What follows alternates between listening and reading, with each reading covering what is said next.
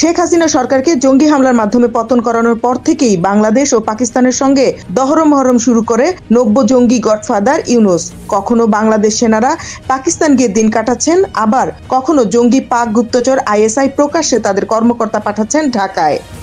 বাংলাদেশ নিয়ে পাকিস্তানের এত আগ্রহ এবং বাংলাদেশের মাটি ব্যবহার করে ইউনূসের ছত্রছায়ায় ভারতকে অস্থিতিশীল করে তোলার বিষয়ে ভারতের অবস্থান কি? এমন প্রশ্নের জবাবে দেশটির সেনাপ্রধান পাকিস্তান ও বাংলাদেশকে উদ্দেশ্য করে কড়া বার্তা দিলেন। সেনাপ্রধান উপেন্দ্র দ্বিবেদী বলেন, 2014 থেকেই পাকিস্তান জানে আমরা কাজে বিশ্বাসী। আমরা আমাদের বার্তা খুব স্পষ্টভাবে কাজের মাধ্যমে প্রকাশ করি। তাই আবারও সেটা পাকিস্তানকে স্মরণ করিয়ে দিলাম। প্রয়োজন হলে বর্তমান বাংলাদেশকেও আমরা বুঝিয়ে দিব, প্রয়োজন হলে আমরা যে কারো সাথেই আগ্রাসী হতে প্রস্তুত। সম্প্রতি পাকিস্তান থেকে চীনে তৈরি JF-17 থান্ডার যুদ্ধবিমান কেনার পরিকল্পনা করছিল বাংলাদেশ। গত 15 জানুয়ারি পাকিস্তানের সফরে যান বাংলাদেশ সেনাবাহিনীর lieutenant general SM Kamrul Hasan. এই আবহে পাকিস্তানের সঙ্গে চীনা যুদ্ধবিমান কেনা নিয়ে কথা এগিয়েছিল।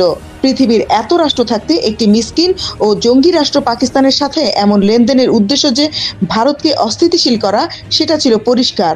আর পুরো বিষয়টি নিয়ে ভারত তার চোখের ইশারাতেই বুঝিয়েছিল এর পরিণাম ভালো হবে না, যে কারণে পরবর্তীতে JF-17 থান্ডার যুদ্ধবিমান কেনার বিষয়ে আর কোনো দ্বিপক্ষীয় বৈঠক করতে সাহস পায়নি বাংলাদেশ সেনাবাহিনী।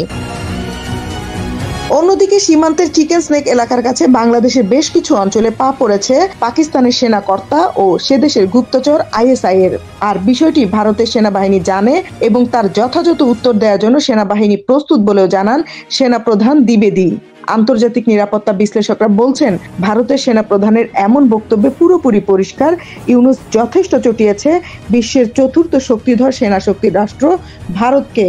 খেসারত হয়তো বাংলাদেশের সাধারণ জনগণকে দিতে হবে, কারণ ভারত বাংলাদেশ সংঘর্ষ বাঁধিয়ে দিয়ে এই ইউনূস ঠিকই সেফ এক্সিট নিয়ে পালিয়ে যাবেন। বিপদে পড়বে বাংলাদেশের নাগরিক, যা থেকে উদ্ধার কোনোভাবেই অন্য কোনো রাষ্ট্র করতে পারবে না, কারণ এই ক্ষেত্রে রাশিয়া ও যুক্তরাষ্ট্র থাকবে ভারতের পক্ষে।